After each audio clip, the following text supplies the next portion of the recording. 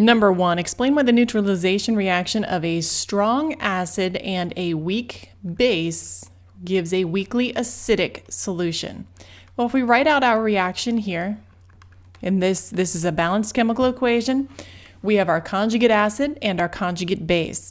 Now the conjugate base with water is only going to make conjugate base and water. There will be no reaction there.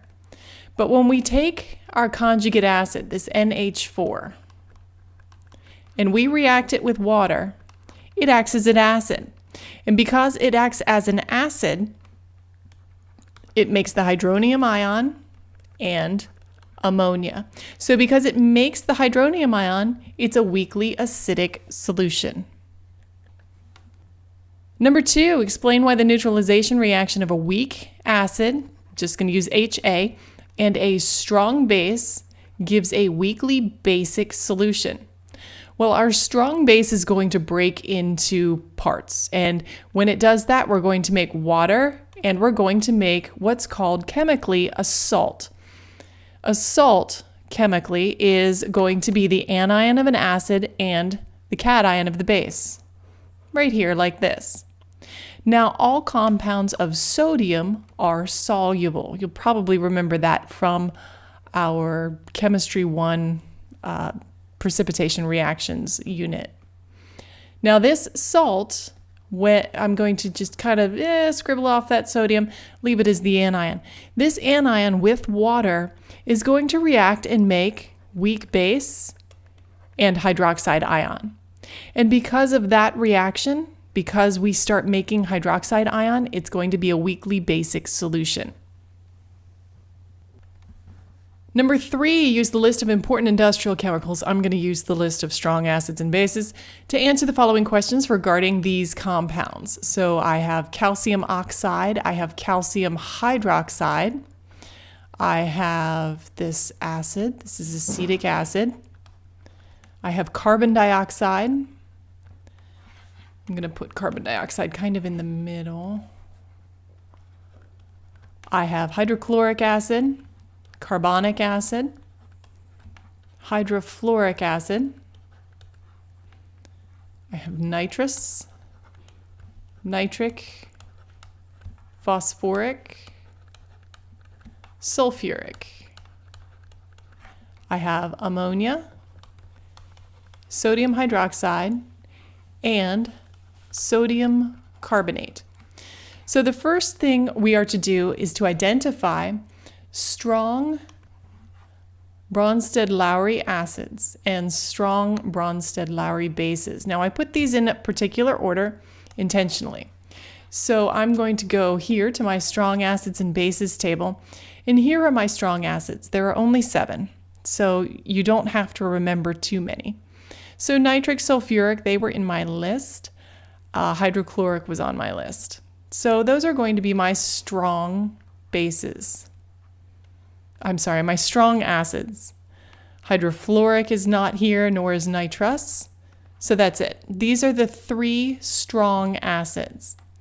For the bases, we have calcium hydroxide and sodium hydroxide of this list.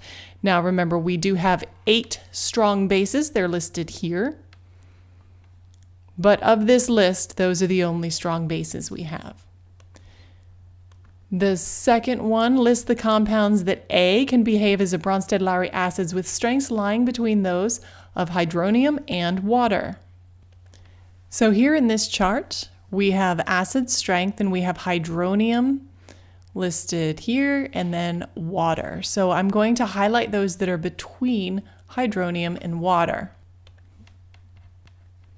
And I'm going to highlight those with bright green.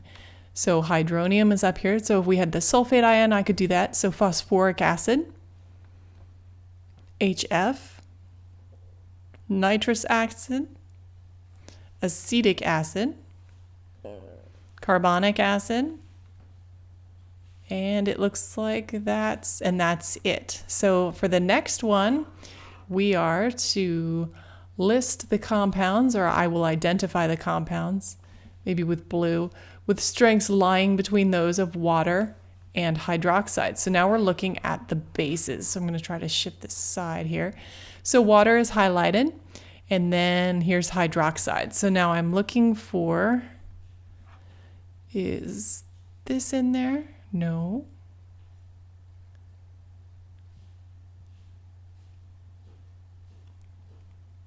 The carbonate anion would be delivered with sodium carbonate, so that's in here. There's ammonia, but I don't see oxide, so that should be it. Number 4, explain why the ionization constant Ka for sulfuric acid is larger than the ionization constant for sulfurous acid. And that's because the oxidation state of sulfur is greater. And because that oxidation state is greater, we have more oxygens. That makes it a more stable for a more acidic acid. Number 5, explain why the ionization constant for Hi is larger than the ionization constant for HF. And that is because the iodide ion, or the iodide atom, is larger than the fluoride atom. So that makes a weaker bond. And because there's a weaker bond between the iodine and hydrogen than there is between fluorine and hydrogen, the iodine-hydrogen bond is broken more easily. That makes the ionization constant greater, and that makes the acid stronger. Number 6, what is the ionization constant at 25 degrees for the weak acid and the conjugate acid of the weak base of this? So we have our Kb is equal to 4.4 times 10 to the negative 4. Remember the relationship that Ka times Kb equals Kw. So Kw divided by Kb is going to be Ka. So if I take my 1.0 times 10 to the negative 14, divide that by 4.4 times 10 to the negative 4, I get a Ka value of 2.27. So I'll call that 2.3 times 10 to the negative 11. Number 7, we're going to do something very similar. So we're given the Kb, told to calculate the Ka. Kb is now 7.4 times 10 to the negative 4. So the Ka is going to be 1.0 times 10 to the negative 14 divided by 7.4 times 10 to the negative 4. That will give me a Ka value of I'm going to call that 1.4 times 10 to the negative 11.